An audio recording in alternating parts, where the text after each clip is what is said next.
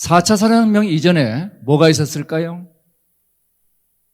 당연히 1차, 2차, 3차가 있었겠죠. 자, 그래서 우선 1, 2차 산업혁명에 대해서 우리가 통상적으로 듣고 있는 얘기가 이런 얘기죠. 전기기관에 의한 기계혁명이 1차 산업혁명이었다. 2차 산업혁명은 전기혁명이었다. 그래서 우리에게 편리한 세탁기, 냉장고 이런 물건들을 공급했다. 이어서 인터넷이 촉발한 3차 산업혁명으로 인간들은 굉장히 끈끈해지기 시작했죠. 그리고 최근에 알파고가 등장하면서 초연결 지능사회, 그래서 4차 산업혁명을 일반적으로 얘기를 하고 있습니다. 그렇지만 여러분들은 이 그림으로 4차 산업혁명을 이해하려고 그러면은 많은 오류가 발생합니다. 이거는 일반적으로 있는 그림을 제가 우선 소개를 드렸습니다. 자, 이런 4차 산업혁명에 대해서 전 세계 석학들이 모였죠. 작년 1월, 1년 전입니다. 스위스 다보스라는 시골 동네에 세계 경제 포럼이 매년 열리죠. 자, 거기에 전 세계 정치, 경제 지도자들이 다 모입니다. 이들이 모여서 뭘 했느냐? 그 4차 산업혁명이 뭐냐에 대해서 토론을 했습니다. 그리고 어떤 결론을 내렸느냐? 4차 산업혁명은 수많은 기술들이 모여가지고 모든 것을 연결하고 좀 더 지능적인 사회로 만든다. 많이 들어본 얘기 아니에요? 자, 여러분들 어때요? 지능적이고 연결된 사회 처음 들어요? 아마 많이 들었을 겁니다. 자, 이 얘기를 다보스 포럼이 발표하니까 많은 사람들이 또 반론을 폈습니다. 그러면은 이전에 있었던 3차 산업혁명하고 도대체 뭐가 다른 거냐? 여기에 대해서 제레미 리프킨, 흔히 노동의 종말, 소유의 종말 이런 책을 쓴 제레미 리프킨 같은 학자를 비롯한 많은 석학들이 4차 산업혁명은 뻥이다. 그런 주장을 하는 사람도 등장하고 있죠. 자, 그러면은 이 4차 산업혁명에 대해서 열심히 전 세계에 굉장히 빠르게, 굉장히 넓게, 굉장히 강하게 빌로시티, 스코프, 임팩트를 주장하는 클라우스 슈밥 의장과 제가 KBS 1TV에서 1시간 동안 대담을 했습니다. 여기 혹시 보신 분 계세요? 최순실 안 보고 왜 이걸 봤을까? 예. 당연히 그걸 봤어야 될 텐데. 이 4차 산업혁명에 대해서 제가 대담 전에 물어봤어요. 당신은 개인적으로 어떻게 정의하느냐? 답이 아직은 미정이다. 이런 거예요. 자, 아직은 미정이라는 게 우리에게 이게 좋은 신호일까요? 나쁜 신호일까요? 자, 좋다고 생각하시는 분 손 들어보세요. 네, 좋습니다. 나쁜 신호다. 나쁜 쪽이 많네요. 그런데 저는 이 얘기를 듣는 순간 굉장히 반가웠어요. 왜냐? 선진국에서 모든 그림이 다 짜진 다음에 우리가 뭔가 등장하게 되면은 기회가 줄어들죠. 아직은 전 세계적 리더들도 이거다 하고 정의하지 못할 때 우리가 치고 나갈 수 있으면은 그러면 기회가 있는 겁니다. 모든 기회란 불확실성 속에 있는 겁니다. 모든 게 정의되어 있으면 기회는 없는 거죠. 자, 이래서 제가 4차 산업혁명을 우리의 각도에서 다시 정의를 해보기로 했습니다. 4차 산업혁명에 대해서 열심히 연구하는 분들을 제가 모셔가지고 상의를 했어요. 당신들은 4차 산업혁명을 어떻게 정의하느냐? 자, 첫 번째 대가님 이렇게 얘기를 합니다. 그거는 데이터 혁명이야. 데이터를 통해 가지고 모든 세상이 바뀌는 혁명이야. 소위 말하는 빅데이터 우선론자입니다. 자, 두 번째 대가님 뭐라고 얘기하느냐? 그거는 산업 인터넷이 모든 사물을 연결하는 혁명이야. 과거에는 컴퓨터가 연결됐고, 그 다음에는 스마트폰을 통해서 인간들이 연결됐고, 이제는 산업 인터넷을 통해서 모든 만물이 연결되는 혁명이야. 이게 4차 산업혁명이야. 자, 사물 인터넷, 산업 인터넷을 주창하시는 학자분들의 말씀이십니다. 또 세 번째, 당연히 알파고론자들이 계시죠. 무슨 소리야? 4차 산업혁명은 뭐니 해도 인공지능이 만들어내는 혁명이야. 자, 이러한 주장 중에서 어떤 주장이 제일 그럴듯할까요? 여러분들 같으면 어느 주장에 표를 던지시겠어요? 한번 손들어 보죠. 자, 빅데이터. 네, 좋습니다. 굉장히 중요하죠. 자, 만물 인터넷. 네, 좋습니다. 예. 인공지능. 인공지능이 제일 많네. 알파고가 제일 좋아하겠네요. 그런데 이런 모든 기술들을 제가 뭐라고 표현했느냐? 여러분들 앞에 보이는 그림처럼 그거는 코끼리 다리 만지기다.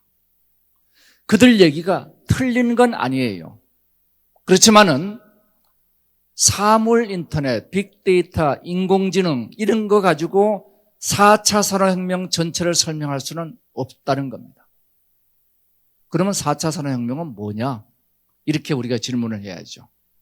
4차 산업혁명은요, 개별적인 기술로 봐서는 안 되는 겁니다. 어떻게 봐야 되느냐? 세상이 융합되는 혁명입니다. 온라인 세상과 오프라인 세상, 두 개의 세상이 융합되는 혁명이에요. 2030년 전 세계 GDP를 대략 100조 달러 정도로 보고 있습니다. 전 세계 GDP의 절반이 바뀐다는 거죠. GDP의 절반이 바뀌니까 일자리의 절반이 바뀌는 거죠. 그래서 많은 사람들이 일자리가 없어질 것이야. 이렇게 얘기를 하고 있는 겁니다. 자, 그러면은 이 4차 산업혁명을 새로운 관점에서 문제를 보려면 어떻게 봐야 되느냐? 1, 2, 3차 혁명을 다시 정의를 해보겠습니다. 1차 혁명은 전기기관으로 촉발된 기계혁명인 동시에 그 기계혁명이 인간의 생존에 필요한 물질을 공급을 했습니다. 의, 식, 주 이런 물질들을 공급을 했죠. 그래서 1차 산업혁명 이전에는 영국의 일반 주민들은 면직물을 입어볼 수가 없어요. 왜냐하면 인도에서 수입되는 면직물이 참 품질은 좋은데 비싸요. 이 비싼 면직물이 소위 산업혁명을 통해 가지고 값싸게 영국에서 만들어지기 시작했습니다. 누구든지 면직물을 입을 수 있게 됐습니다. 자, 이와 같이 생존에 필요한 물질 공급을 확대한 혁명이 1차 산업혁명이라는 거죠. 그러면 2차 혁명은 우리가 전기혁명이라 얘기하지만 2차 혁명은 인간에게 편리한 물건을 공급한 혁명입니다. 자, 대표적으로 우리 편리한 게 뭐예요? 냉장고, 세탁기 이런 것들이죠. 없어도 살아요. 있으면 편리합니다. 그래서 1, 2차 혁명은 각각 인간의 현실 세상, 우리가 살고 있는 이 오프라인의 현실 세상에 양적 물질, 질적인 물질 공급을 확대한 혁명이었습니다. 이렇게 이해를 하자는 겁니다. 자, 그러면 3차 혁명, 소위 인터넷 혁명은 뭘 만들었나요? 과거에 존재하지 않았던 온라인 세상을 만들어냈습니다. 이 온라인 세상 만드는 닷컴 버블이 생기기 시작하면서 이 세계는 새로운 인터넷의 세상이 열리게 됐죠. 그 인터넷 세상에서 사람을 죽이기도 하고 별짓을 다 하기 시작했습니다. 1, 2, 3차 혁명으로 우리는 두 개의 세상을 가지게 됐어요. 그러면 4차 혁명은 뭘까요? 4차 혁명은 이 두 개의 세상이 융합하는 혁명이라는 겁니다.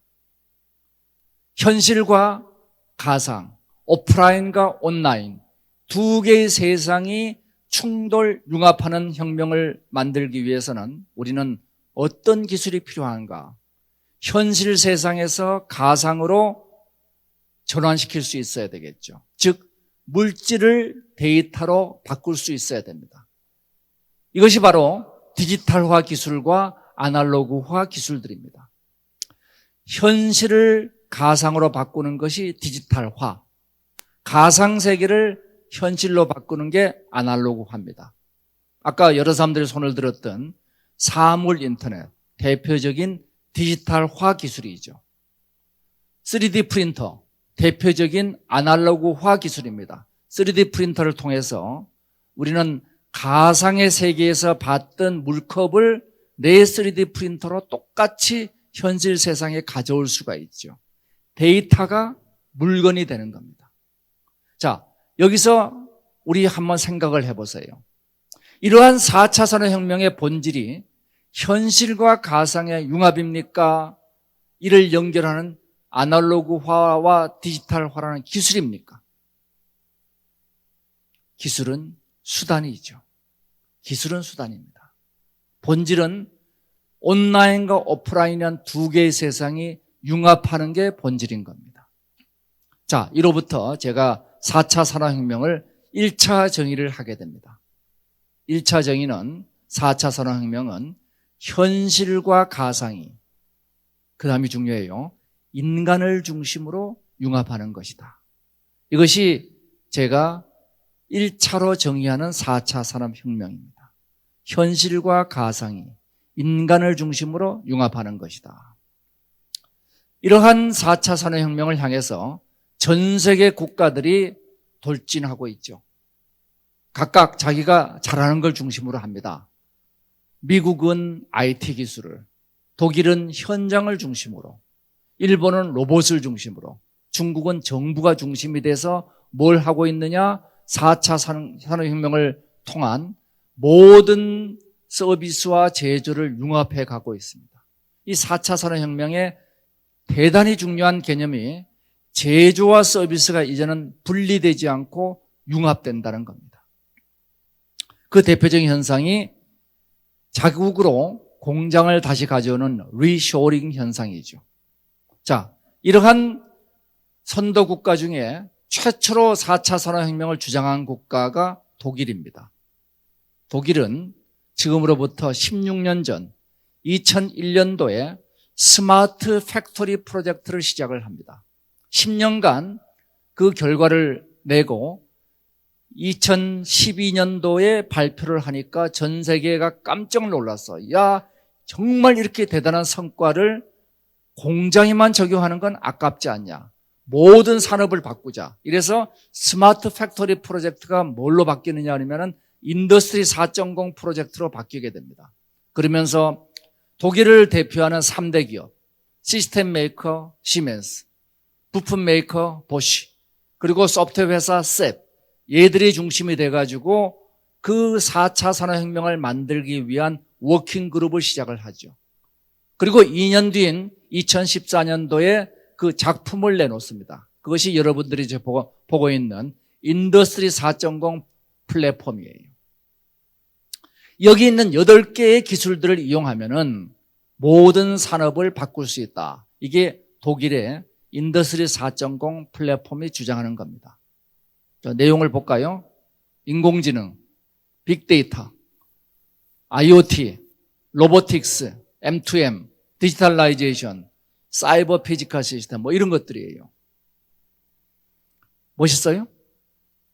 보기 좋아요? 저는 인더스트리 4.0 플랫폼을 보는 순간 또 안심을 했어요. 우리가 늦었지만은 독일도 별거 없다. 이거 정말 별거 없습니다. 저는 한마디로 이 독일의 플랫폼 인더스트리 4.0 플랫폼 모델을 한마디로 허접하다고 얘기합니다. 이거 대단히 허접합니다. 그냥 스마트 팩토리 정도에 적용할 수준의 플랫폼입니다. 자, 이거를 좀 더 발전시킨 것이 미국이 만든 스마트 아메리카 정책입니다. 모든 산업을 상호 연결해가지고 새로운 융합된 산업을 만들어내겠다. 이게 미국의 기본적인 스마트 아메리카 정책이고 여기에 중심에 서 있는 것이 제너럴 일렉트릭이 이끌고 가는 인더스트리얼 인터넷, 산업 인터넷 컨소시엄입니다. 자, 우리가 그런 내용까지 깊이 알 필요는 없고 총체적인 내용을 또 다시 보면은 이러한 그 4차 산업혁명을 컨설팅하는 대표적인 컨설팅 회사가 보스턴 컨설팅 그룹이에요.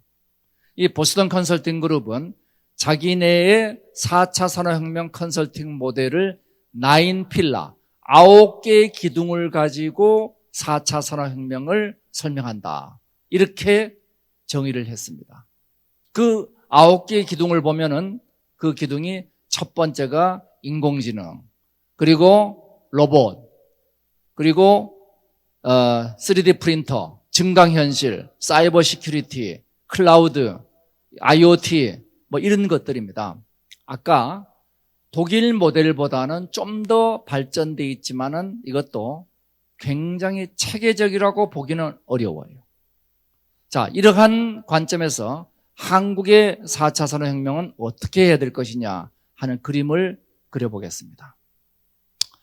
대한민국의 4차 산업혁명은 우선 독일, 미국, 일본과는 다른 성격을 가집니다. 왜냐? 우리가 처한 환경이 달라요. 우리가 4차 산업혁명을 늦게 출발을 했습니다. 그렇지만은 4차 산업혁명 이 문제만이 대한민국의 문제는 아니고 우리는 국가의 성장 경로가 완전히 바뀌고 있어요. 이것이 뭐냐면 탈추격 패러다임입니다. 뒤에서 다시 설명하겠습니다. 그리고 세 번째는 대한민국이 굉장히 빠른 속도로 늙어가고 있습니다. 자, 이 세 가지 문제를 우리가 해결하기 위해서 첫 번째 우리가 처한 현실을 보죠. 대한민국은 전 세계에서 가장 못 살던 나라였습니다. 1953년도 대단히 중요한 해인데 왜 중요한지 아시는 분? 잘 모르세요? 제가 태어난 해입니다. 네. 자, 1953년도 대한민국은 전 세계에서 제일 못 사는 나라였어요. 이런 전 세계 최빈국 대한민국이 불과 30년 만에 남들이 200년 걸린 1, 2차 산업혁명을 따라잡았습니다. 대단한 나라죠. 전 세계에 우리가 최초입니다. 소위 개발도상국이 2차 대전 이후 독립국, 2차 대전 이후 독립한 국가 원조받던 나라가 남들을 원조하는 유일한 나라가 대한민국입니다. 인구 5천만이 넘으면서 국민소득 2만 불이 넘는 7번째 나라가 대한민국입니다. 대한민국 전 세계에서 수출 탑10에 새롭게 들어간 나라는 딱 3개밖에 없어요. 일본, 한국, 중국 세 나라입니다. 얼마나 대단한 나라입니까? 바로 이것을 전 세계는 한강의 기적이라고 얘기를 하고 있습니다. 그런데 이 한강의 기적을 이룩한 대한민국이 어떻게 됐느냐? 놀랍게도 전 세계 경제 성장의 3배를 성장하던 나라가 지금은 평균 이하가 됐어요. 따라서 국가 경쟁력은 이제는 올라가는 게 아니라 매년 뒷걸음질 치고 있습니다. 우리가 11위까지 갔던 국가 경쟁력이 이제는 26위로 추락했습니다. 이미 26위 추락은 최순실 이전에 추락한 겁니다. 네. 이러한 문제는 우리에게 뭘 시사하느냐? 과거의 성공 전략 가지고 미래가 보장되지 않는다는 거죠. 자, 이제는 우리 뭐 먹고 살지? 이 문제가 정말 심각한 문제가 됐습니다. 자, 그러면은 이러한 추격 전략에 최초로 성공한 나라 대한민국이 탈추격, 남들을 따라가는 데서 남들을 앞서가는 최초의 성공 국가가 되기 위해서 넘어야 될 장벽을 보겠습니다. 이게 장벽이에요. 첫 번째, 우리가 왼쪽에 있는 것이 추격 전략의 한국의 비밀이었습니다. 간단합니다. 돈 벌어보자. 돈 벌어보자. 대한민국은 지금 또 돈이 제일 중요하다고 생각하는 사람이 우리 인구의 52%예요. 실제로는 제가 보기엔 92%쯤 될 것 같아요. 물어보니까 52%지. 참고로 미국이 21%, 그리고 영국이 9.9%, 그리고 스웨덴이 5%입니다. 한국은 돈 벌어보자는 생각 가지고 앞으로 달려왔어요. 어떻게 돈 버느냐? 대기업이 앞장서서 선진국을 추격하자는 거죠. 우리가 대한민국이 세계 1등 하던 산업들이 있어요. 반도체 조선. 우리가 만든 산업입니까? 아니죠. 우리가 따라잡은 산업입니다. 따라잡아서 1등 하게 된 비결이 뭔지 아세요? 아까 모르세요? 예, 한국이 반도체 조선의 1등이 된 거는 우리가 반도조선이라서 1등 하게 돼 있는 겁니다. 우리는 따라잡아서 열심히, 남들이 월화수목금이라고 토요일 놀 때 우리는 월화수목금금금 일을 했습니다. 지금 또 우리가 실제로 전 세계에서 근로시간 최장인 나라예요. 자, 이런 우리가 따라잡는, 확실한 목표를 따라잡는 추격 전략이 한계에 도달하면서 우리는 어디로 바뀌어야 되느냐? 돈이 아니라 꿈으로 가야 됩니다. 그리고 선진국을 따라가는 게 아니라 선진국이 안 한 걸 우리가 해내야 됩니다. 불확실한 목표에 도전해야 돼요. 자, 불확실한 목표에 도전하게 되면은 남들을 따라잡는 전략과 뭐가 달라지느냐? 실패가 당연한 게 됩니다. 남들을 따라잡을 때는 실패란 것은 그거는 게으른 사람들이 하는 거죠. 능력이 없는 사람들이 실패합니다. 그런데 남들이 안 한 일을 할 때는 그거는 안 해본 거니까 당연히 실패할 수가 있는 겁니다. 실패를 지원해야 돼요. 우리 남들을 따라갈 때 필요했던 건 뭐예요?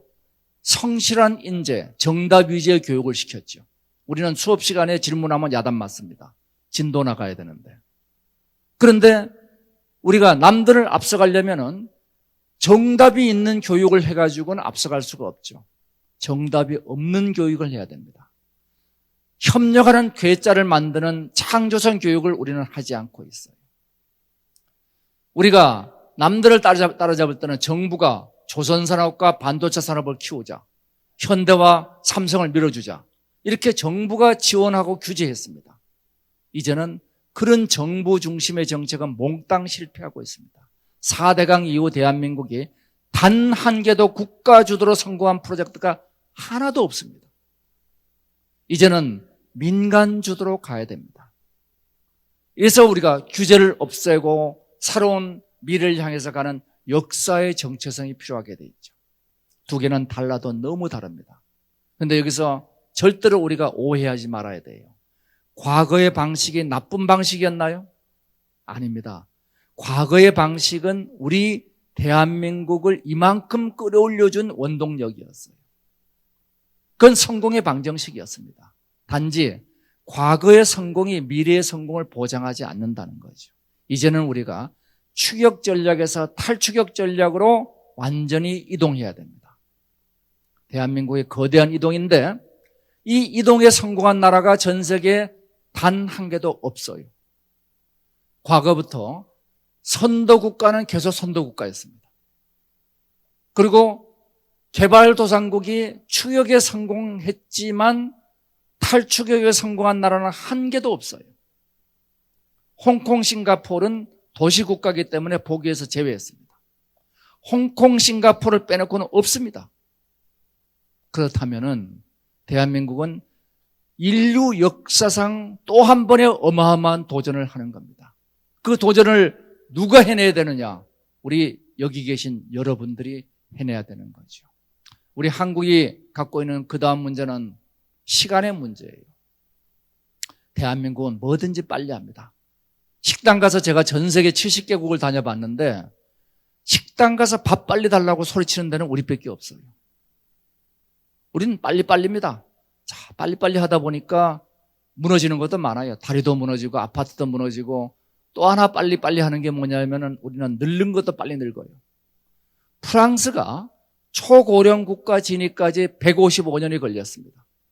한국은 놀랍게도 26년 만에 초고령 국가에 진입합니다. 이게 세계 기록입니다.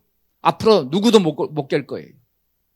우리는 가장 빠른 속도로 늙어가고 있는 나라입니다. 이 가장 빠른 속도로 늙어가는 대한민국은 결국은 어떤 결과를 초래할 수 있느냐?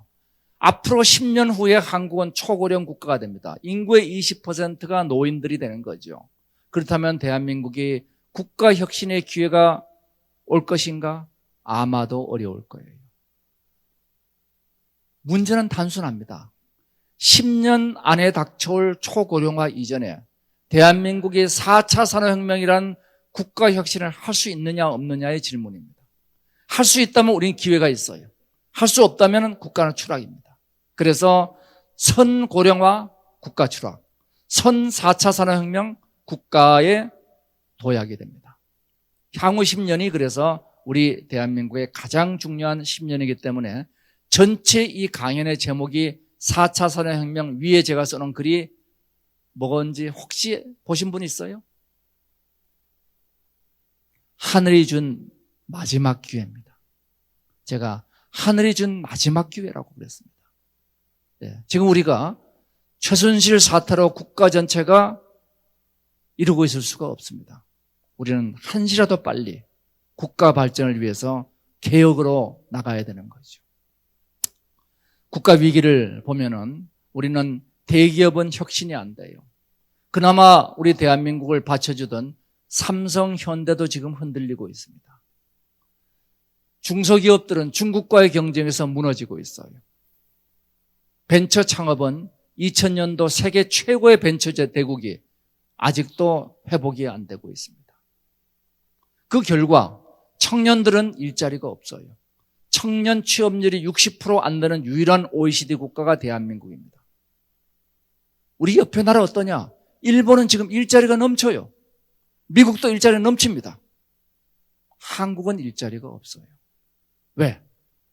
산업의 혁신이 안 되니까. 그러니까 장년들은 조기 퇴직을 합니다. 정년까지 일할 수 있는 국민들이 7%밖에 안 됩니다. 7.6%만이 정년까지 일을 해요. 그리고 노인 빈곤율은 우리가 48%인데 세계 최악입니다. 노인 빈곤율 48%인 나라는 30% 넘는 OECD 국가도 없어요. 우리가 48%입니다. 이런 문제들을 뒷받침하고 풀어나갈 공공조직의 힘은 사라졌습니다. 국가 후견주의는 다 실패하고 있습니다. 사전규제 실패하고 있고 스마트 정부 실패하고 있죠. 이런 위기의 원인들을 보면 국가 비전이 지금 상실되어 있어요. 우리가 도대체 어떤 위대한 국가가 앞으로 만들어갈 목표인지 우리 지도자들 누구도 얘기를 안 하고 있습니다. 제가 잘못된 친구다 이런 얘기는 하는데 위대한 대한민국은 어떻게 될 것인가 이것을 우리는 들어본 기억이 없을 거예요. 이러한 위대한 대한민국의 미래는 위대한 한국의 역사로부터 출발합니다. 여러분들은 대한민국의 위대한 역사에 대해서 자부심을 갖고 있습니까? 아마 그렇게 배워본 적이 별로 없을 거예요. 우리 역사가 잘못되어 있습니다. 사실을 부정하는 위대한 역사의 사실을 부정하고 있습니다. 우리는 주변을 이끌어갈 외교적 전력을 가지고 있지 않죠. 이러한 국가를 끌어내려면 혁신의 안전망이 필요합니다. 왜 젊은이들이 55만 대졸자 중에서 절반이 공무원 시험을 보는 나라가 됐습니까? 미국은 대학 졸업자의 10%가 창업을 합니다. 한국은 0.1%가 창업을 합니다. 100분의 1이에요. 왜 이렇게 됐습니까? 청년들의 문제일까요? 아니에요.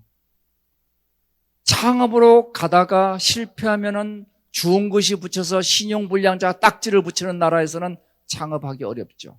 트럼프는 4번 파산했습니다. 마윈은 8번 파산했습니다. 한국은 한 번도 파산하면 안 됩니다.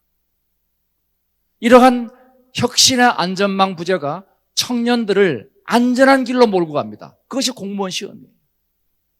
청년들이 안전한 길로 가는 국가에서는 미래가 보장되지 않습니다. 그래서 제가 지난 몇 년 사이에 많은 국가 정책을 바꿨는데 그중 하나가 창업자 연대보증을 없앤 겁니다. 5년 이내 창업자에 대해서는 연대보증을 왜 없앴느냐? 창업해서 언제든지 다시 할 수 있는 기회를 제공하겠다. 우리는 실패를 지원하지 않죠. 거기다가 이러한 지속 가능한 발전을 하기 위해서는 사회 통합이 이루어져야 됩니다. 사회 통합은 분배의 문제예요.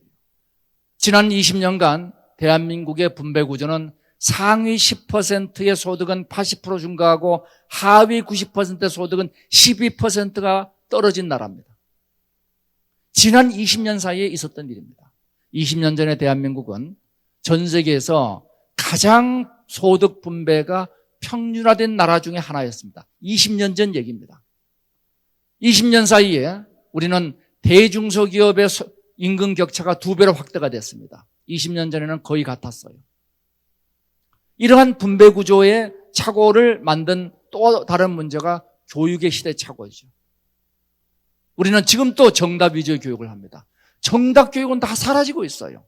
정답이란 것은 뭐냐? 계산기 두드리는 거 똑같은 겁니다. 이제는 인터넷 찾아보면 다 나와요. 1분이면 찾아낼 수 있는 인터넷에 있는 정답을 배우기 위해서 우리는 12년을 공부하고 대학에 들어갑니다. 대학 들어가서 4년 동안 또 그 짓 하고 있어요. 16년 동안 공부한 내용은 구글한테 물어보면은 즉각 답을 해주고 있습니다. 우리가 왜 이런 공부를 해야 됩니까? 전적으로 잘못된 겁니다. 그거는 앞으로는 인공지능이 우리보다 훨씬 잘할 수 있어요. 자, 이래서 우리 대한민국은 어디로 가야 되느냐? 단순히 사물을 다루는 과학기술만이 독일, 미국의 4차 산업혁명이라면 우리는 여기에 우리를 다루는 경제사회의 문제, 나를 다루는 인문의 문제가 같이 추진돼야 된다. 이것을 제가 초생명사회, 영어로 홀로크래시 모델이라고 이름을 붙였습니다. 첫 번째 기술 문제를 보죠. 사물의 문제입니다. 세상이 어떻게 변하느냐. 제가 여기 서 있는 것보다 걸그룹이 올라와 있는 게 훨씬 좋죠? 보이그룹도 좋습니다. 걸그룹이나 보이그룹이 훨씬 좋아요. 문제는 제가 불러올 수 없습니다. 소속사가 있답니다. 현실 세계는 물질로 이루어져 있고 물질은 복제가 안 돼요. 소유권이 존재하는 세상입니다. 여기서는 제가 함부로 오라가라 할 수가 없어요. 그렇지만 여러분들 쪽에서 오른쪽에 있는 뮤직비디오는 제가 얼마든지 틀어드릴 수 있습니다. 이거는 소유가 아니고 공유의 세상입니다. 뭐가 다르죠? 하나는 물질, 하나는 정보입니다. 물질의 세상은 소유, 정보의 세상은 공유가 지배적인 겁니다. 이 두 개의 세상이 이제는 어떻게 되고 있느냐? 충돌하는 게 4차 산업혁명이죠. 충돌의 대표적인 갈등이 우버 사태입니다. 우버는 기업가치 80조, 전 세계 최대의 스타트업입니다. 80조의 기업가치라면은 현대자동차 시가총액의 3배 가까운 금액입니다. 그 거대한 기업 우버가 한국에서는 불법이에요. 누가 잘못된 거죠? 보는 시각이 다른 겁니다. 우리는 오프라인의 소유의 관점에서, 그들은 온라인의 공유의 관점에서 보고 있습니다. 이러한 갈등을 우리가 피해야 될까요? 아닙니다. 바로 이 갈등이 뭐냐면 기회입니다. 이 갈등의 영역에서 늘 생명이 만들어지고 새로운 가치가 만들어지죠. 이 현실과 가상이 융합하는 용어들이 많이 있습니다. 인문학자들은 아날로그와 디지털, 그리고 사회학자들은 사물과 데이터, 경제학자들은 제품과 서비스, 산업공학자들은 피지컬 사이버, 우리는 온라인, 오프라인 이런 용어를 씁니다. 자, 이러한 대립되는 현실과 가상이 융합되는 용어들이 이렇게 있어요. 가장 우리가 익숙한 용어가 O2O일 겁니다. 온라인과 오프라인이 융합한다. 바로 이 영역이 뭐냐? 전 세계에서 거대한 창업기업들이 나타나고 있는 영역들입니다. 이 거대한 창업기업들을 유니콘이라고 그러죠. 뿌리 하나 있는 일각수가 유니콘이죠. 이 유니콘은 1조 기업 가치가 넘는 스타트업들을 얘기합니다. 이들을 부르는 유니콘이 거의 대부분이 이 충돌 영역에서 등장하고 있습니다. 자, 그렇다면 이들의 사업 비밀은 무엇인가를 우리가 볼 필요가 있죠. 제가 분석을 해봤습니다. 간단합니다. 이들의 사업은 현실 세계와 가상 세계를 1대1 대응시킨 사업입니다. 현실 세계는 세 개의 축으로 이루어져 있어요. 시간, 공간, 인간이죠. 자, 그렇다면은 시간을 데이터화시키는 기술이 빅데이터와 클라우드, 공간을 데이터화시키는 기술이 IoT와 GPS, 인간을 데이터화시키는 기술이 IoB, 생체 인터넷과 SNS, 이걸 통해서 여기 있는 우리 현실을 데이터화시켜서 가상세계에 갖다 놓으면 현실과 가상이 1:1 대응이 됩니다. 이거 왜 이런 짓을 할까요? 현실 세계는 우리가 마음대로 편집을 할 수가 없어요. 가상세계에서는 우리가 마음대로 편집이 가능합니다. 이 편집이 가능하기 때문에 우리는 뭘 할 수 있느냐? 가상세계에서는 최적화를 할 수 있습니다. 우리가 사진 찍으면은 뽀샵을 하죠. 뽀샵을 해서 최적의 미모로 갖고 줍니다. 현실에선 불가능하지만 가상에선 가능합니다. 저희 집사람이 맨날 하고 있습니다. 예. 자, 이러한 현실 세계의 최적화의 대표적인 사례가 내비게이터죠. 아마 내비게이터는 거의 다 쓰실 거예요. 이동할 때는 맨 처음 내비게이터를 킵니다. 그러면 얘가 뭘 알려주느냐? 도착 예정 시간을 알려줍니다. 그렇구나. 그 다음에 최적의 길을 알려줘요. 안 막히는 길이 이 길이야. 그런데 안 가보고 어떻게 하는 거죠? 방법이 현실의 교통세계와 똑같은 가상의 교통세계를 만든 겁니다. 똑같은 디지털 지도가 있고, 그리고 모든 차량의 위치가 똑같이 지정되어 있고, 그리고 교통 신호가 똑같이 이동되어 있고, 그러니까 안 가본 곳을 언제 도착할지를 예측할 수 있게 됐습니다. 시간을 예측하고, 그리고 경로를 맞춰요. 공간을 맞춰줍니다. 시간을 예측하고 공간을 맞춰주니까 저는 시간을 절약하고 에너지를 절약하고 도시는 교통정체가 줄어들게 됩니다. 그 비용이 전국적으로 5조가 넘어요. 자, 그렇다면 여기서 우리가 질문을 해야죠. 아니, 교통은 그렇게 최적화할 수 있는데, 그래서 그거 가지고 우리가 5조의 국가적 가치를 창출하는데 우리 공장은 안 될까요? 우리 학교는 안 될까요? 병원은 안 될까요? 우리 유통은 안 될까요? 그런데 이 세상을 점과 선으로 표현하는 것이 그래프 이론입니다. 그래프 이론으로 바꿔놓고 보면 다 똑같은 겁니다. 모든 삶의 영역, 공장, 병원, 학교, 여행, 이런 것들이 바로 현실과 가상, 온라인과 오프라인이 융합되면서 최적화될 수 있습니다. 좀 이따 그 사례들을 다시 보겠습니다. 그러면 조건이 뭐냐? 조건은 딱 하나예요. 비용 대비 효과예요.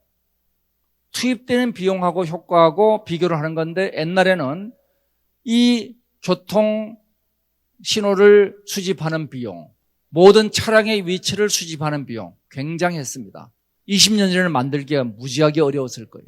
근데 지금은 우리가 스마트폰을 통해서 내 위치를 그냥 알려주고 있습니다. 이러니까 수집 비용이 제로에 육박해요. 물론 제로는 아닙니다. 자, 수집 비용이 제로에 육박하고, 그 다음에 뭐가 달라지느냐? 저장 비용이 30년 사이에 1억 분의 1로 줄어들었습니다. 그리고 CPU 처리 속도는 100만 배가 빨라졌어요. 소프트웨어는 오픈소스화 돼가고 있습니다.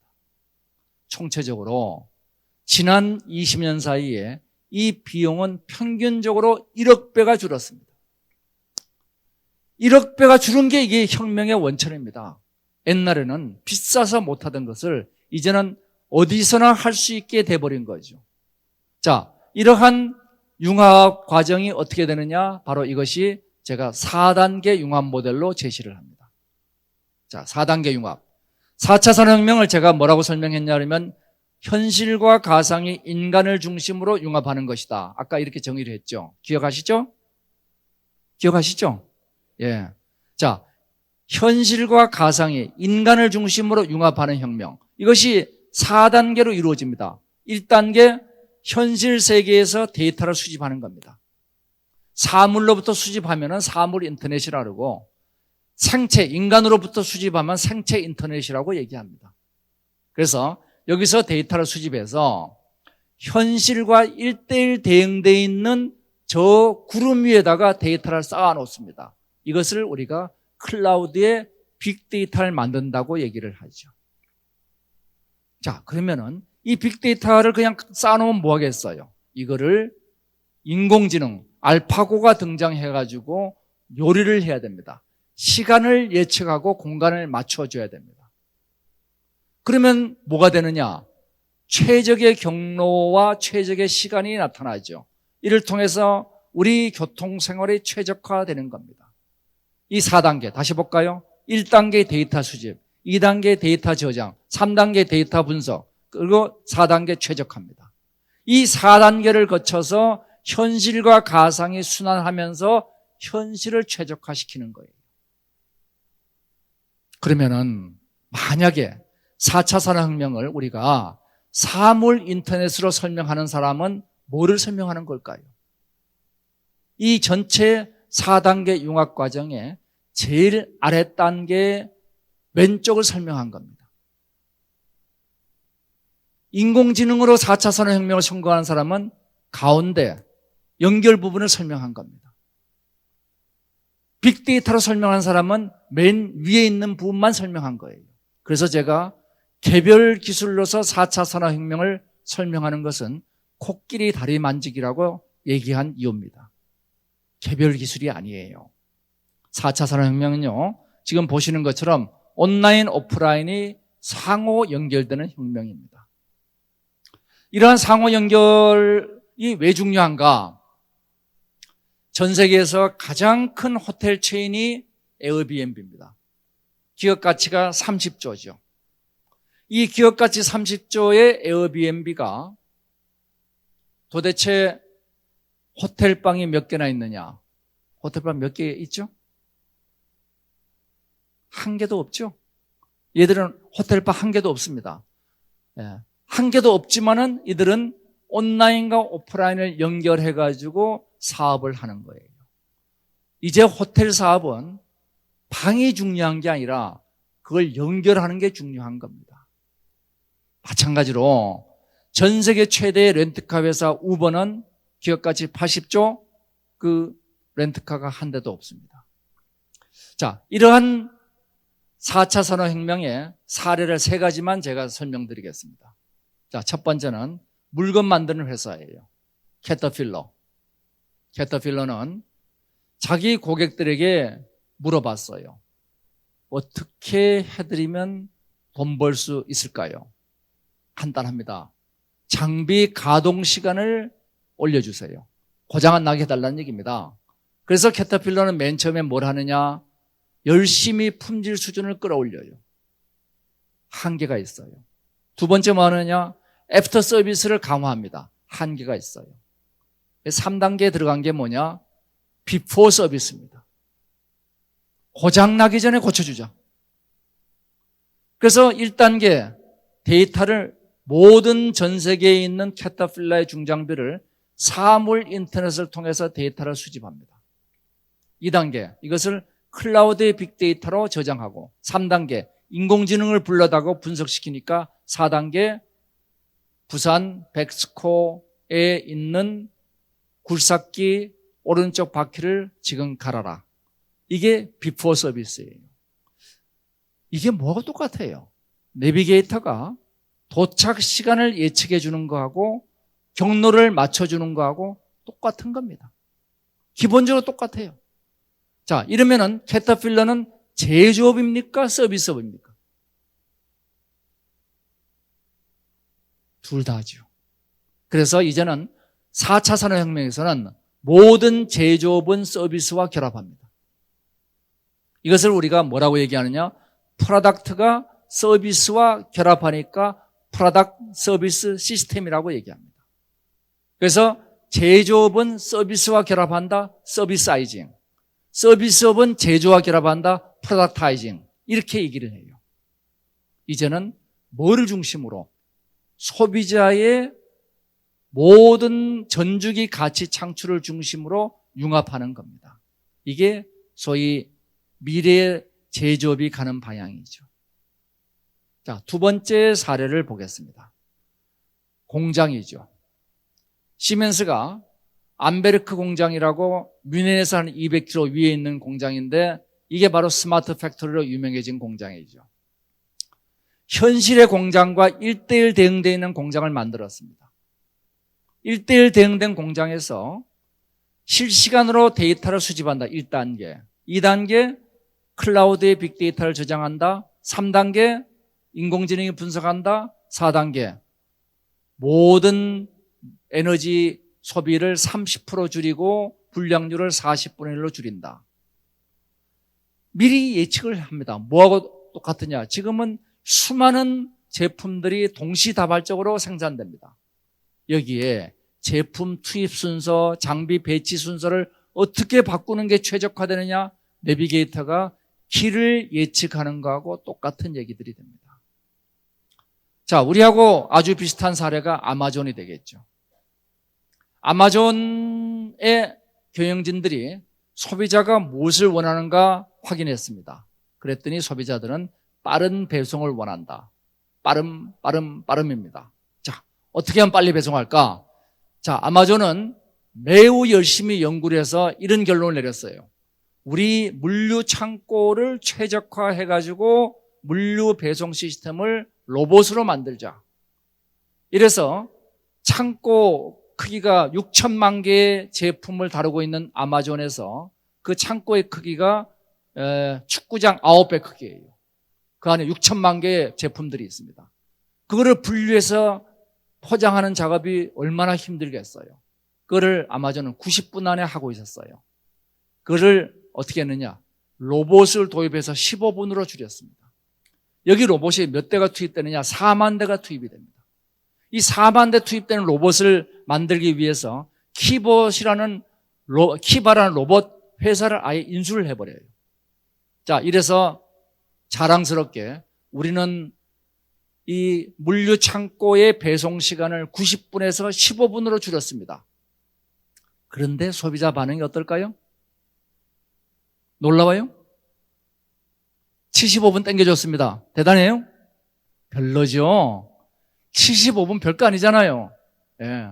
그러니까 아마존의 생각을 바꿨어요. 그래, 그러면 획기적으로 바꿀게.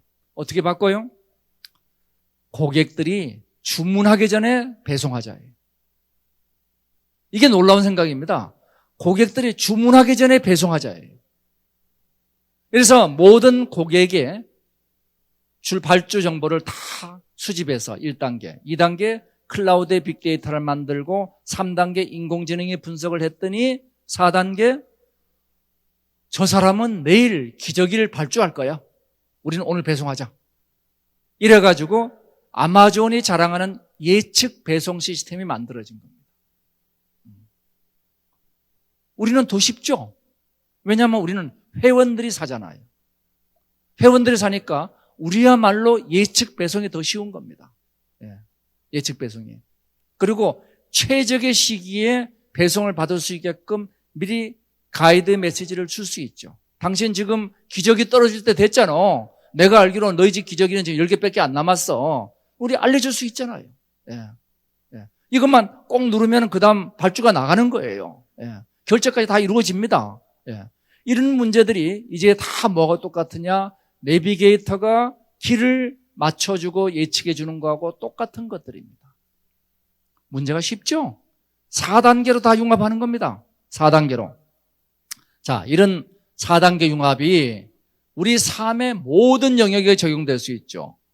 놀고, 먹고, 공부하고, 일하고, 여행하고, 이 모든 우리 삶의 영역이 이와 같이 현실과 가상의 융합을 통해서 최적화할 수 있습니다. 이 모든 변화가 바로 4차 산업혁명에서 일어나고 있는 거죠. 자, 그러면은 이것이 제품이 서비스하고 결합하고 여기에 디지털화와 아날로그화가 연결되고 있죠.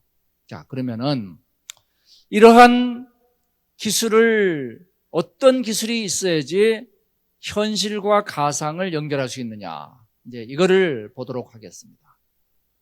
기억하실지 모르겠지만 아까 독일의 인더스트리 4.0 플랫폼 모델이 있었고 그리고 보스턴 컨설팅 그룹의 9 필라 모델이 있었습니다. 자, 그걸 뛰어넘는 모델을 한번 만들어 보죠.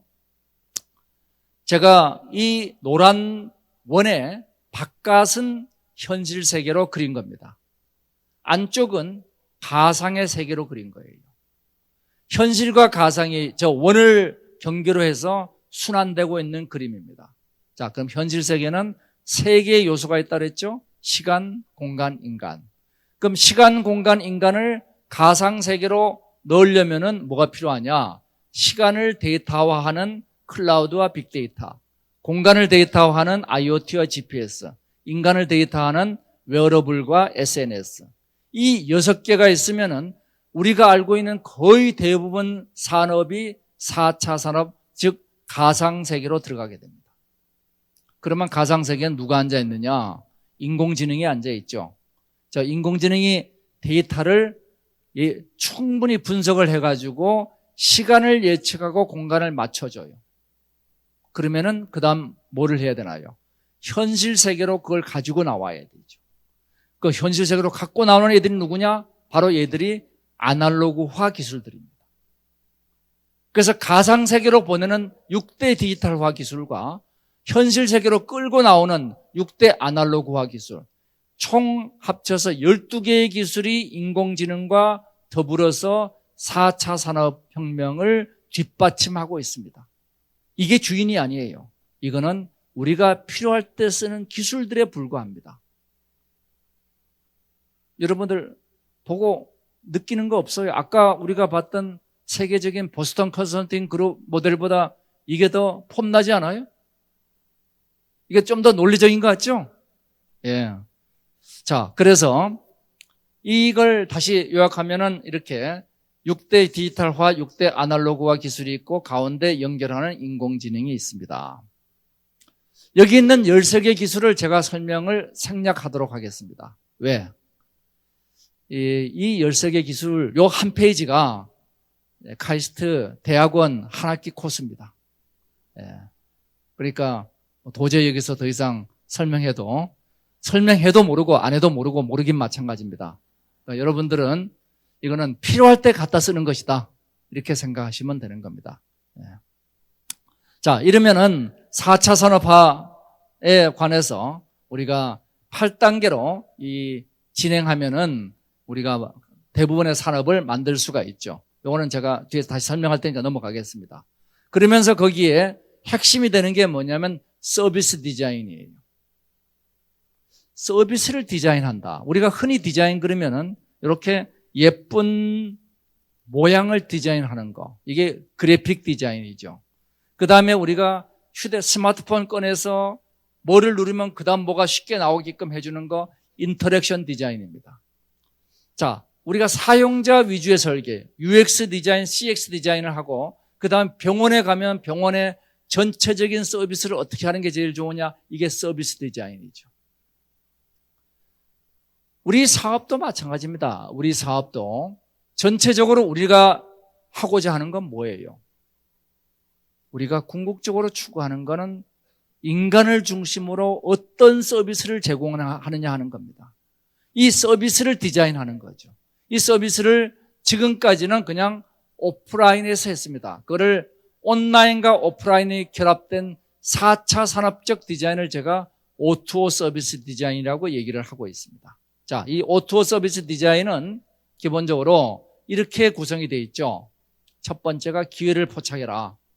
두 번째가 현실과 가상을 1:1 대응시키는 모델을 만들어라. 세 번째, 그걸로 전체 청사진을 만들어 봐라. 네 번째, 그리고 거기에 있는 12가지 기술을 뭐를 쓸 거냐 선정해라. 그 다음에 클라우드는 뭘 쓸 건가 정하고, 그리고 표준에 내가 맞추고 나만의 특허를 만들고, 그리고 가볍게 시작해라. 이게 O2O 서비스 디자인의 8단계 프로세스가 되겠습니다.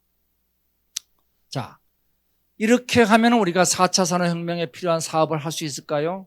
천만의 말씀입니다. 제가 2000년도에 전 세계 특허 중에서 원격 의료에 관계된 특허 60%를 제가 냈습니다.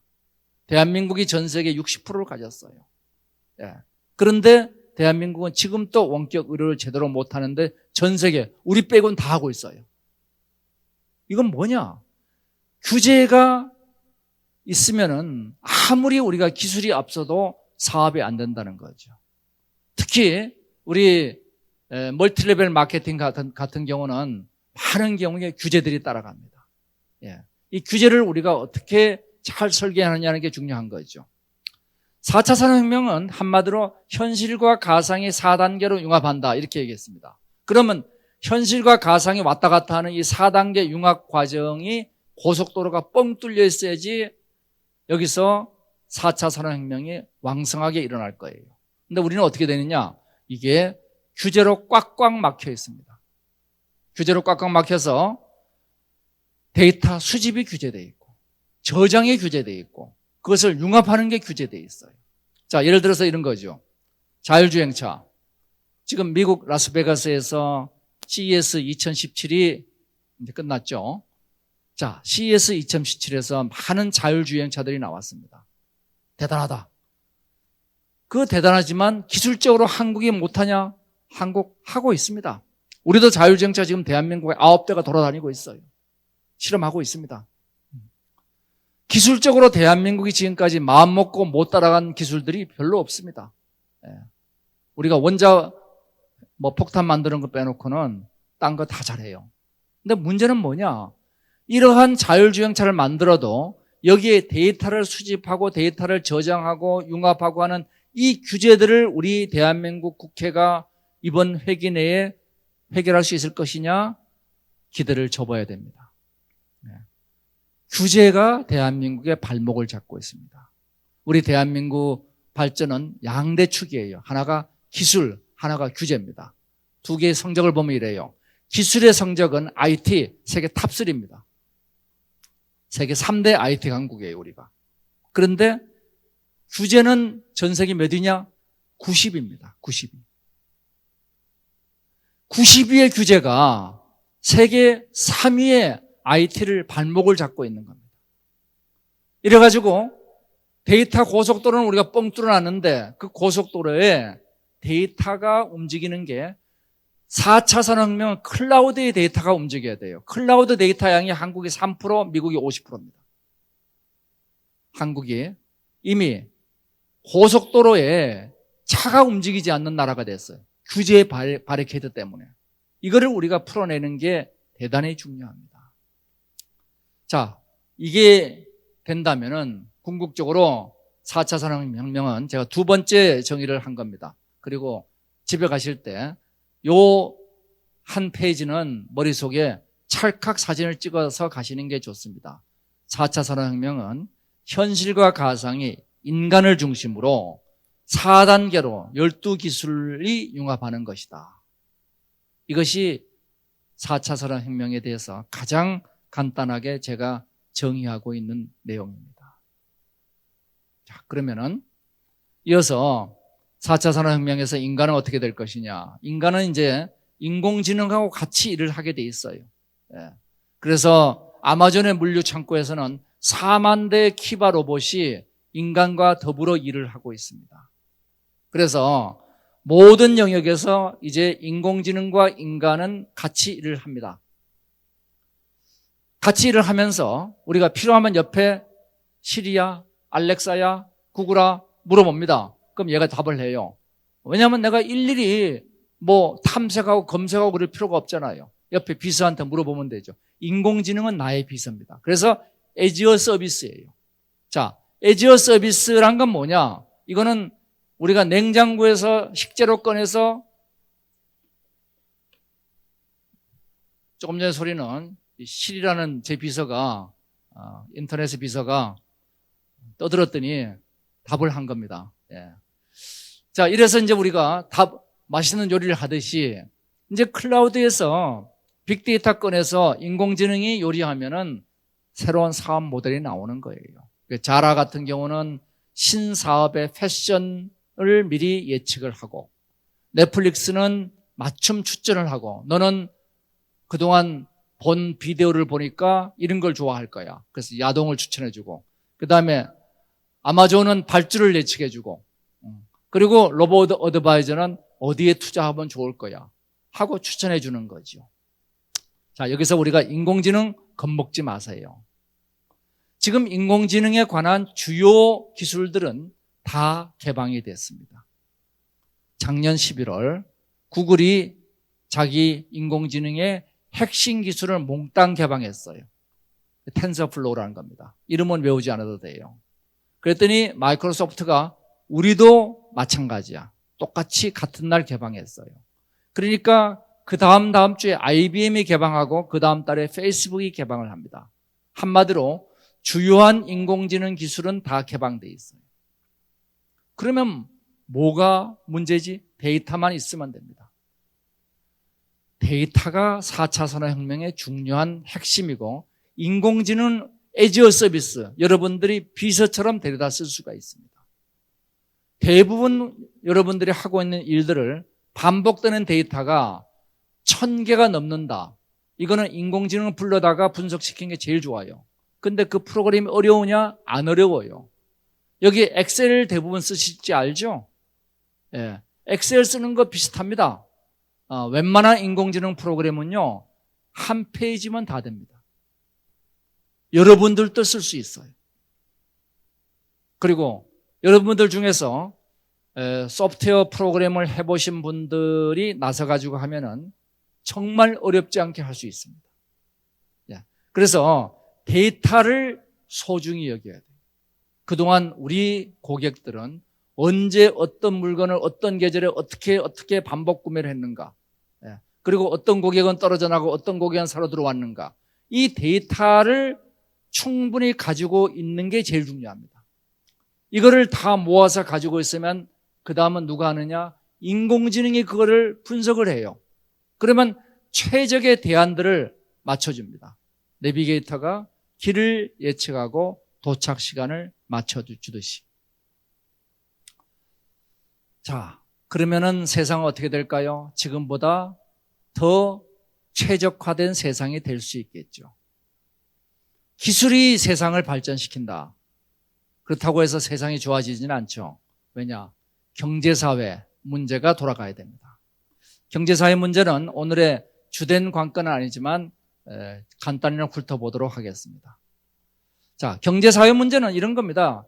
굉장히 어렵게 경제학을 설명하지만 경제는 간단하게 만들고 쓰는 문제입니다. 잘 만들고 잘 쓰면 그게 좋은 겁니다. 맞죠? 잘 만들고 잘 쓰면 되는 겁니다.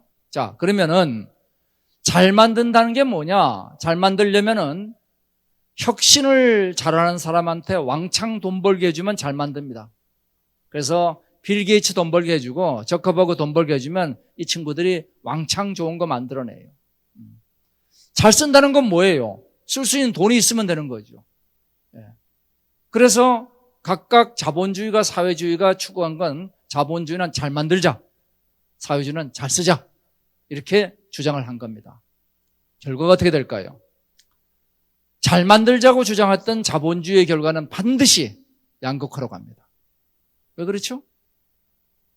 왜냐하면 혁신은 여러분 모두가 하는 게 아니에요. 그거는 빌 게이츠나 저커버그가 하는 겁니다. 소수가 혁신을 해요. 소수가 하는 혁신을 왕창 돈 벌게 해주면은 양극화가 생기게 돼 있습니다. 자본주의는 반드시 양극화로 갑니다. 그런데 잘 쓰게 해주겠다 하고 해주면 어떻게 되느냐? 내가 뭐 열심히 할 필요가 뭐 있느냐? 당연히 황폐화로 가게 되죠.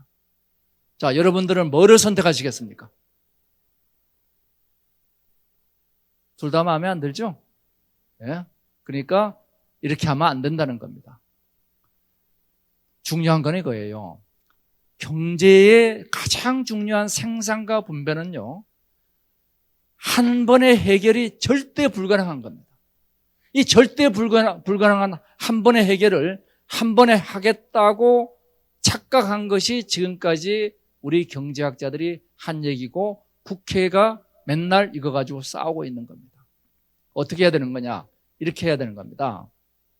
잘 만드는 거는 혁신을 중심으로, 잘 쓰는 거는 복지를 중심으로 하는 거예요.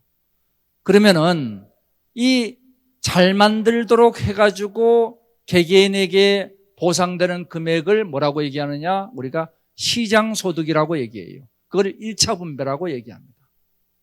그 다음에 우리가 쓰기 위한 돈이 뭐냐면 가처분 소득이에요.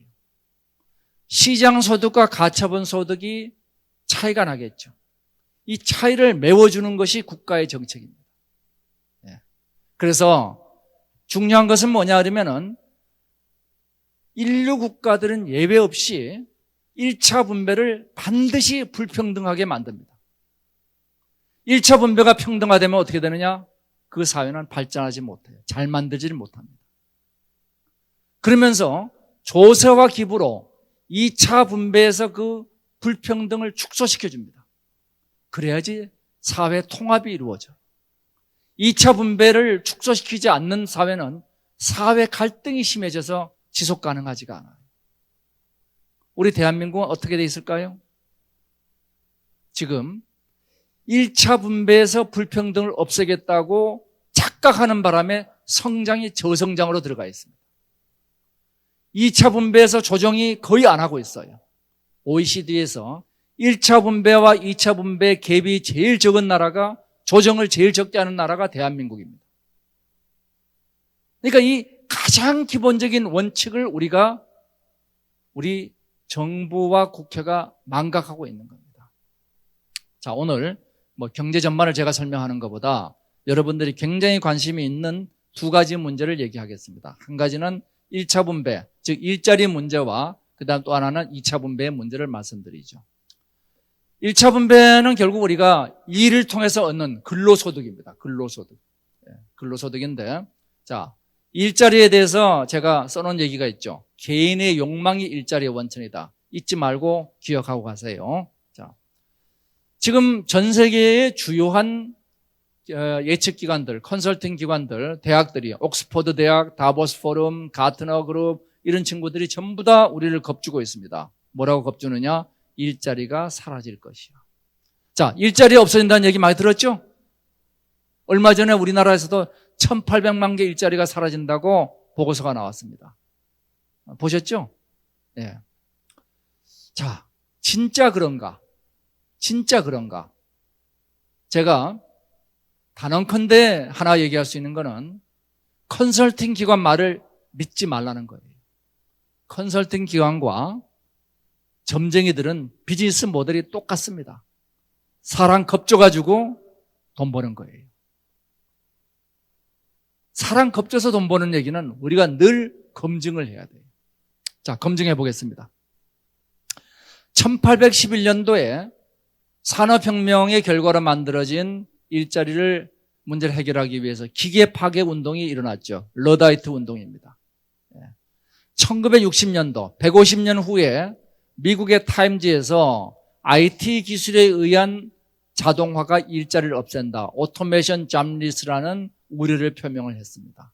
이 150년 사이에 매년 한 개 이상, 150개 이상의 예언들이 나왔어요. 기술 혁신이 일자리를 없앨 거야. 그래서 그 추적 검증한 결과는 이렇습니다.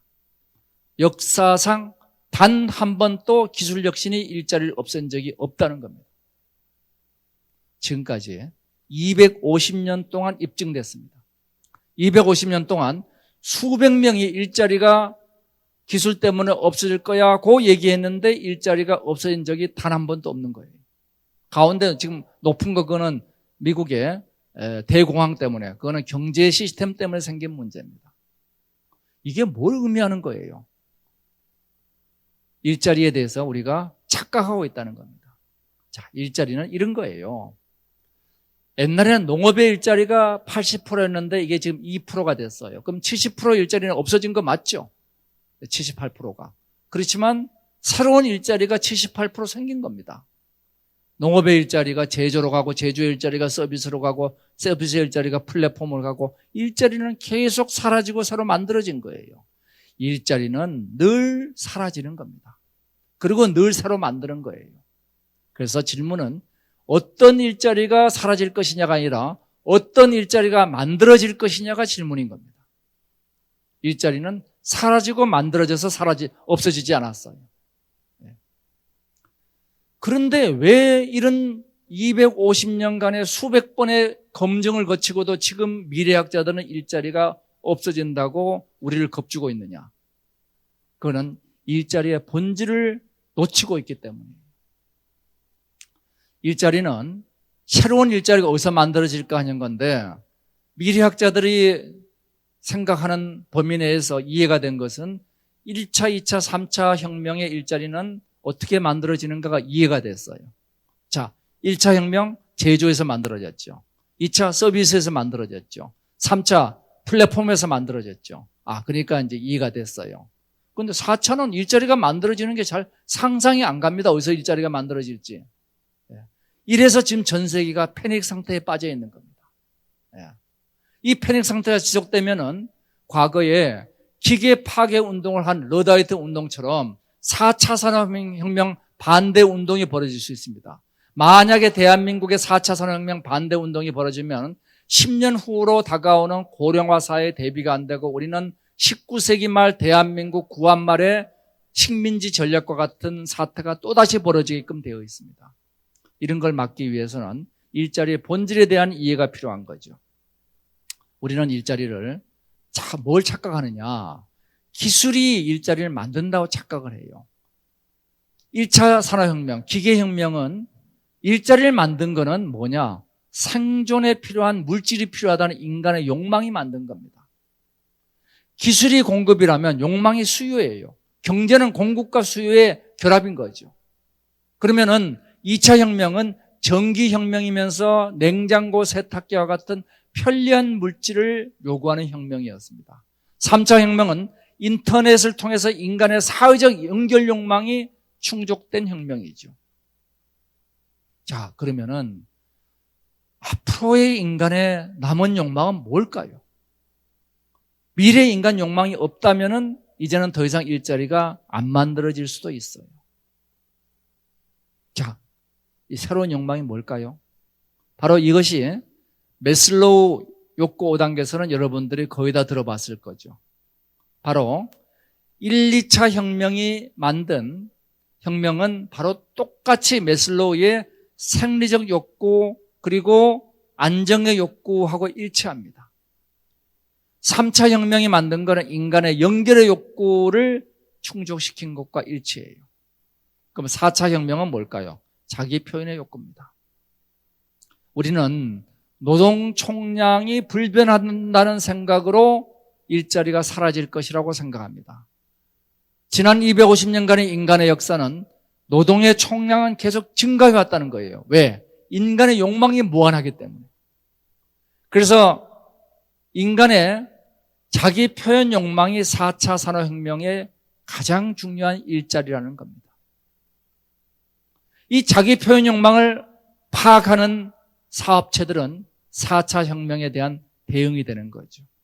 이 자기 표현 욕망이 그건 뭐야 하고 무시하면 기회를 잃게 됩니다. 그리고 여기에 자아실현 욕망이 보조하게 됩니다.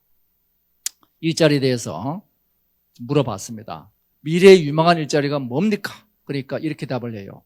데이터 애널리스트, 인공지능, 로봇 일자리. 제가 다시 물어봤습니다. 인공지능 일자리가 하나 만들어지면은 기존의 일자리는 사라집니까? 아니면 늘어납니까? 어느 쪽일까요? 당연히 사라지죠. 아니, 인공지능 일자리가 하나 만들어졌는데 기존의 일자리가 사라지지 않으면 그거 만들 필요가 없는 거죠. 최소 10개는 사라져야죠. 우리가 흔히 4차 산업혁명의 주된 일자리라고 생각하는 일자리들은 절대로 주된 일자리들이 아닙니다. 그거는. 인공지능, 로봇, 데이터 애널리스트 이런 일자리는 일자리를 만드는 일자리가 아니고 일자리를 없애는 일자리들이에요. 그래서 제가 이런 일자리는 절대로 10%를 넘지 않는다는 겁니다. 자, 그럼 10%를 넘지 않으면 나머지 일자리들은 뭐가 되지? 마치도 과거 80%의 농업 인구가 이제 2%가 된 것처럼 이제는 지금 생산에 관계된 인구의 대부분은 이제 다른 일로 넘어가게 됩니다. 그러면서 새로운 일이 어디서 만들어지느냐? 소비의 정체성을 통해서 자기 표현하는 일자리가 됩니다. 여성들은 누구나 자기만의 코디를 가지고 싶어 합니다. 맞죠? 근데 왜 못하죠? 비싸니까. 그런데 나만의 코디를, 나의 모든 삶의 데이터를 통해 가지고 최적의 코디를 해줄 수 있는 코디가 굉장히 싸게 공급된다면 안 할 이유가 없는 거죠. 남자들은, 대부분의 남자들이 자기 취미의 파트너가 필요해요. 근데 나의 필요한 파트너가 필요할 때마다 등장하기가 어렵습니다. 이런 자기 표현의 욕구를 이제는 인공지능과 인간이 융합돼서 값싸게 공급해 줄 수가 있게 됩니다. 나만을 위한 미디어를 만들어 줄 수 있게 돼요. 이러한 자기 표현의 정체성이 신규 일자리의 원천이 됩니다. 자, 그래서 그걸 다시 보면은 이제 미래 일자리는 크게 두 가지로 나눠져요. 인간의 일자리는 뭐냐? 반복되지 않는 일입니다. 이것을 제가 호모 파덴스라고 얘기를 합니다. 베르그송이 얘기하는 만드는 인간 호모 파베르와 회정이가 얘기하는 놀이 인간 호모 루덴스를 제가 합쳐서, 왜 그러냐? 반복되는 일은 인공지능이 잘해요. 제가 여러 프로젝트를 통해서 내린 결론이 이렇습니다. 반복되는 업무가 1000번이 넘는 일들은 인간보다 인공지능이 유리할 수가 있어요. 10,000번이 넘으면 무조건 유리합니다. 1000번을 경계로 해서 그 이하 반복은 인간이 유리해요. 그러면은 적게 반복되는 일일수록 인간의 역할이 되는 겁니다. 이제는 정답 위주의 교육이 중요하지 않다는 얘기를 제가 그래서 하는 겁니다. 이제는 새로운 상황에 맞춘 창조적 아이디어를 내는 게 중요하다는 거죠. 이래서 놀면서 일하는 정신이 바로 필요합니다.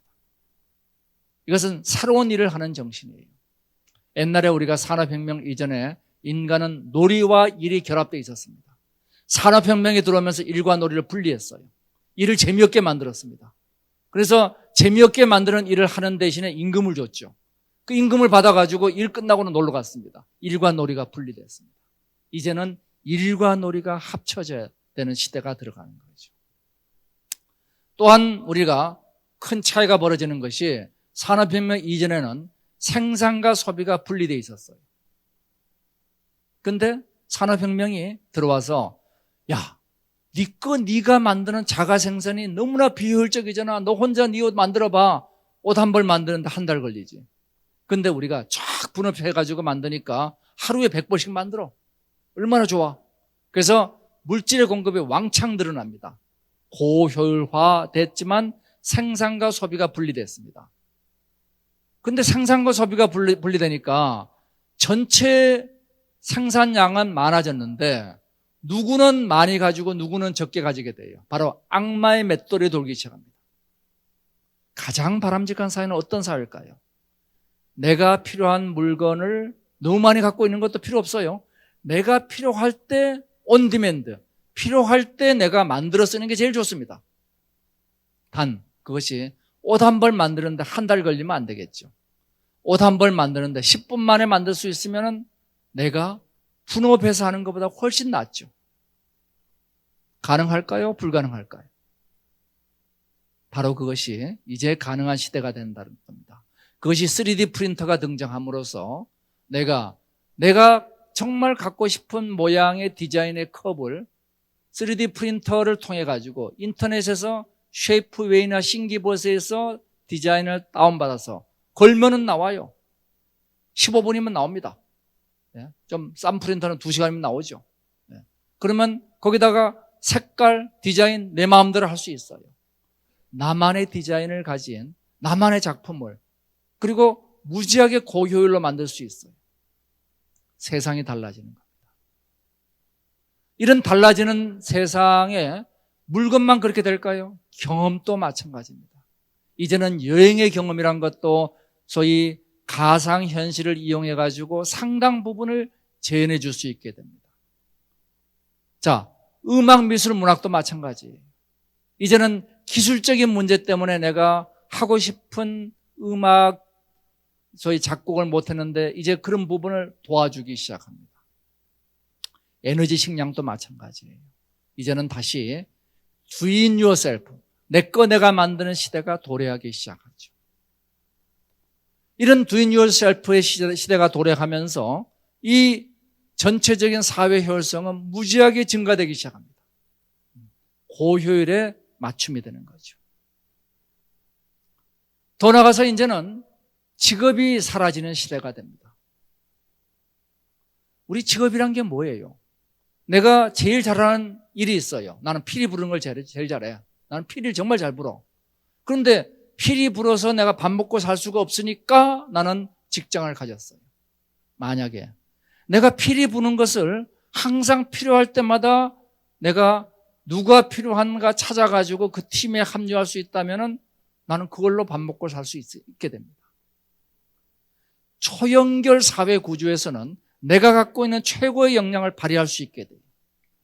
이것이 바로 소규모 밴드가 기기라고 얘기합니다. 이 소규모 밴드는 필요할 때 이합 집산을 하면서 내가 도시를 이동하면서도 팀이 이동하는 게 아니라 그 도시에 다른 팀하고 손잡고 일을 만들어내죠. 이런 형태를 긱 이코노미라고 얘기합니다. 직업이 사라지고 업이 남는 겁니다. 내가 제일 잘하는 능력을 가지고 이 세상에 기여하는 겁니다. 모든 사람이 자기가 제일 잘하는 일로 세상에 기여할 수 있는 사회가 제일 좋은 사회가 되는 거죠. 자, 그러면서 제가 4차 산업혁명 일자리 추정을 첫 번째가 기술의 일자리, 이거 10% 미만입니다. 그걸 이용한 서비스 일자리 한 20% 되겠죠. 개인 기업과 do it yourself, 이것이 3, 40% 되죠. 그 다음에 사회 질서를 유지하는 사람, 그리고 30% 정도는 놀이와 업에 관계하는 사람이다. 자, 그러면 그 다음 문제가 생겨요. 놀이와 업이란 것이 굉장히 인간의 행복에 중요한데 누가 거기에 돈을 내야 돼요. 4차 산업혁명을 통해서 2025년까지 전 세계 GDP는 4배 정도 증가가 될 거라고 생각합니다. 총 생산이 4배가 증가되면 그 세상은 좋은 세상이 될까요? 꼭 그렇지 않을 수도 있죠. 나는 분배받지 못하고 다른 사람들은 왕창 많이 받으면 굉장히 배가 아픈 세상이 됩니다. 그러니까 어떻게 돼야 될까요? 이 분배가 공정해야 돼요. 분배가 공정해야지 유토피아가 되는 겁니다. 이 분배의 문제를 다루는 게 바로 거버넌스 문제입니다. 거버넌스 의사결정이죠. 의사결정은 우리 모두 의논해서 하자. 협치. 나 혼자 결정할게. 통치입니다. 협치, 통치 어느 게 좋죠? 둘 다 문제예요. 네. 여러분들 다 의논해가지고 점심 뭐 먹을까 결정해 보세요. 점심시간 끝날 때까지 결정 못합니다. 네. 그런데 한 분이 결정해서 우리 짜장면 먹자. 그럼 많은 사람들이 볼이 나오죠. 나 먹기 싫은데. 이래서 통치는 뭐냐면 수능 비용을 가져가고 협치는 거래 비용을 가져와요. 그래서 적절하게 우리가 대표를 뽑아서 하자. 이게 대의정치가 된 거죠. 국회의원에서 뽑은 겁니다. 그런데 여러분들은 국회의원에 대해서 만족하세요? 안 하죠. 대한민국에서 국회의원에 대해서 만족하는 사람 거의 없습니다. 10%밖에 안 돼요. 예. 그러니까 모든 의사결정 시스템은 다 모순인 거예요. 분산도 모순이고 통합도 모순이에요. 이 의사결정은 뭐냐? 신뢰 문제 때문에 그렇습니다. 신뢰. 예. 근데 이 신뢰를 문화로 구축하려면 시간이 무지 걸립니다. 이거를 기술로 구축하자는 게 블록체인이라는 겁니다. 자, 그러면 블록체인이 등장하면 뭐가 달라지느냐? 과거에는 우리가 의사결정 한번 하려면 투표하려면 투표 비용 무지하게 들어요. 그런데 이제 의사결정을 스마트폰 꺼내가지고 투표한다. 국가 의사결정 비용이 무지하게 줄어들게 되죠. 세상이 달라지는 겁니다. 이래서 에스토니아, 스위스 이미 직접민주주의 하고 있습니다. 우리도 할 수 있는 거죠. 이러한 직접민주주의를 통해 가지고 우리는 국민 의사가 제대로 늘 반영될 수 있는 거버넌스 구조를 만들 수 있습니다. 그러면은 분배가 제대로 됩니다. 참여하는 거죠. 자, 이 블록체인 기술이 뭐에 중요하냐? 멀티레벨 마케팅에서도 블록체인이 어마어마하게 중요한 역할을 합니다. 이 블록체인을 통해 가지고 이제는 모든 단계별로의 흐름이 모든 사람이 공유할 수 있게 돼요. 신뢰를 가지게 됩니다. 이 블록체인 기술이야말로 멀티레벨 마케팅의 미래의 기술입니다. 자, 그까지만 얘기를 하고 인문의 융합 얘기를 하겠습니다. 자, 그러면은 1차 분배, 2차 분배. 1차 분배는 일자리 문제, 2차 분배는 거버넌스 문제인데 두 개의 갭은 도대체 어떻게 메울 거냐가 문제가 되죠. 근데 인간이 바뀌어요. 인간이 호모 에렉투스에서 세피엔스를 거쳐서 디지쿠스, 이제 미래 호모 모빌리언스를 갈 것이다. 제가 10년 전에 이 책을 썼어요. 되게 안 팔려요. 그래서 제가 영어로 또 썼어요. 더 안 팔려요. 내용이 이런 겁니다. 스마트폰하고 결합해서 인간이 초인이 될 것이고 그 초인들이 집단화될 것이다. 소셜 네트워크로. 그것을 호모 모빌리언스라고 내가 정의한다. 그림을 그리면 이런 그림입니다.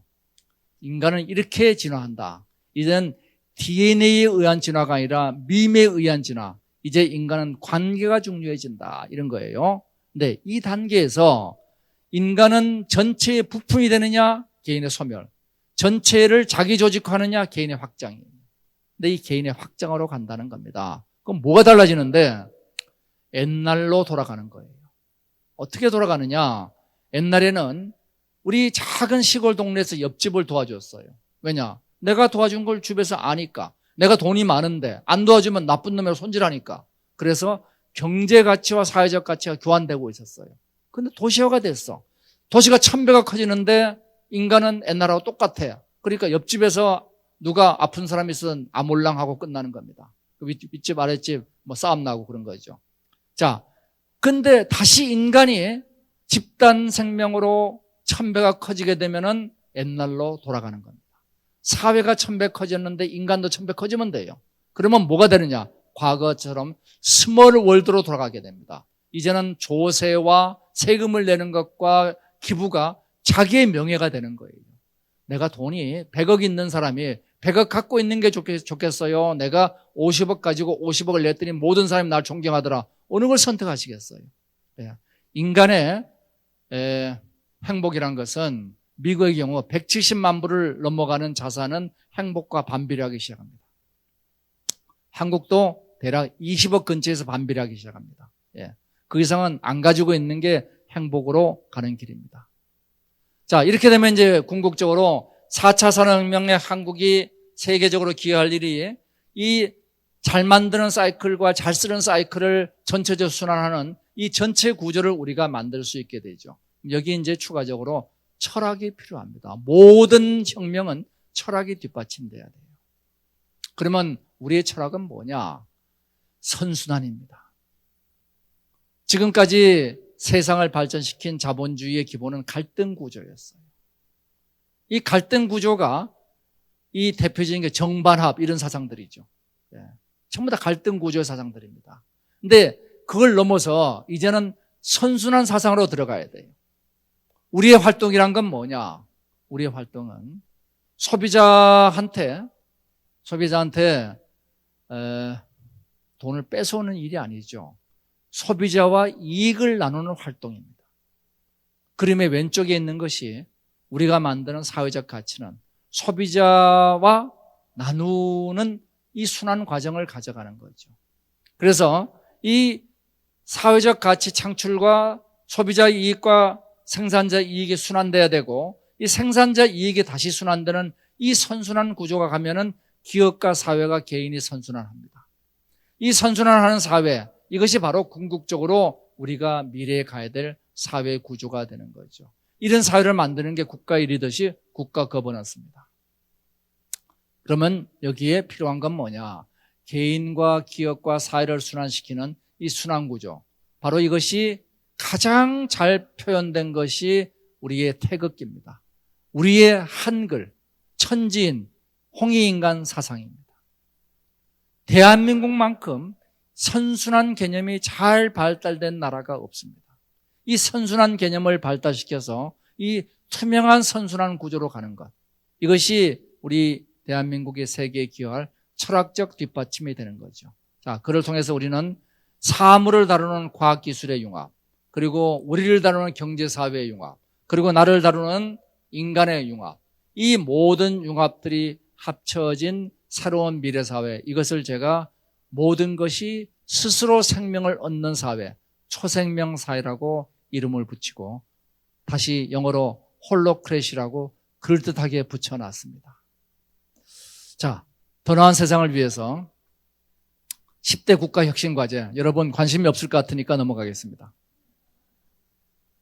자, 4대 4차 혁명 과제, 역시 관심이 없을 것 같으니까 넘어가겠습니다.